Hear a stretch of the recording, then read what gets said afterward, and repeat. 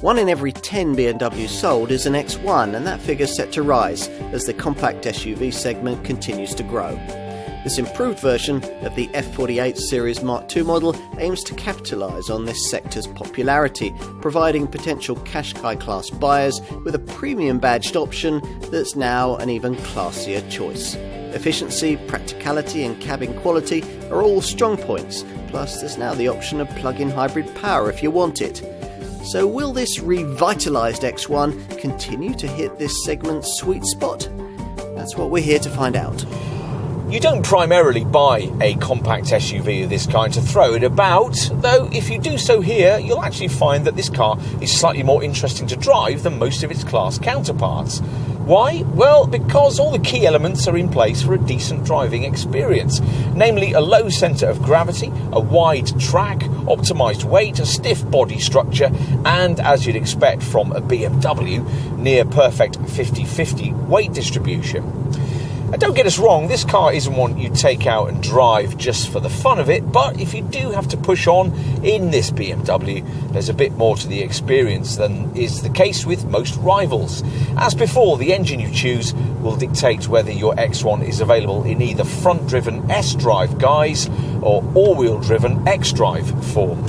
The 4x4 X-Drive layout gives you just enough on-demand traction for icy days and muddy tracks. The volume part of the range, as before, offers around 140 to 150 horsepower and concentrates on either the 18i petrol version we're trying here or the 18D diesel. We'd favour the efficient 18D, which in S-Drive manual form can manage up to 56.5 mpg on the WLTP combined cycle and up to 133 grams per kilometre of NEDC rated CO2. If you like the idea of around 190 horsepower in your X1 and can afford a bit more, your dealer will point you towards the auto-only 20i petrol or 20D diesel derivatives. You only get manual transmission with the lowest powered 18i and 18D variants, but even with these, most X1 buyers opt for an auto, a dual clutch Steptronic 7-speeder with petrol versions, or a torque converter 8-speeder with the diesels. You have to have an auto if you want to consider the cleverest X1 variant, the X-Drive 25e plug-in hybrid. This mates a 124 horsepower version of the 18i model's 1.5 litre 3-cylinder petrol engine driving the front wheels with a 95 horsepower electric motor which powers those at the rear and draws its energy from a rechargeable 9.7 kilowatt hour lithium-ion battery. Keep that topped up and a 31-mile WLTP rated all-electric driving range is possible. The first thing you'll notice is this new larger grille, which sees the two kidney-shaped intakes now meeting in the middle. The lights flanking this aperture are different too, piercing full LED beams featuring for the first time. Things have also been spruced up lower down. The previous rather bland arrangement, circular fog lamps and blanked-off corner outlets, replaced by a more confident intake design with smaller rectangular LED fog lamps. Right, let's take a seat up front.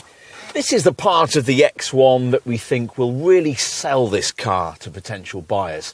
Look around and the high-quality layered fascia curves around the cabin are symmetrical wave garnished with textured aluminium, satin chrome inlays and carefully chosen splashes of bright work. As before, there's a slightly raised seating position that places you perfectly in front of a set of semi-digitalised dials. The changes made as part of the facelift package are really of the detailed kind, things like new upholstery options and the addition of contrast stitching on the instrument panel. Of more significance is the adoption of a larger central media screen for the iDrive infotainment system, being 8.8 inches as standard with a larger 10.25-inch BMW Navigation Plus touchscreen display available at extra cost. Either way, you get all the usual media features, including a connected drive menu that's particularly informative, delivering a range of downloadable apps and access to BMW's suite of online services designed to enhance your journey by sending you up-to-date information while you're at the wheel. Time to take a seat in the back, with access into the rear cabin being straightforward thanks to these reasonably large door apertures. And once inside, well, there's not much to complain about by class standards. There are cars in this segment that offer slightly more room for legs and heads, Volkswagen's Tiguan for instance, but not many. And this BMW's cause is enhanced by the availability of a sliding rear bench, which offers 130mm of back and forth adjustment, though you have to pay extra for it. Reclining rear seat backs are standard, and scalloped front seat backs free up extra space for your knees, making it possible for one 6-footer to sit behind another in reasonable comfort. Let's take a look out back, where first impressions are encouraging.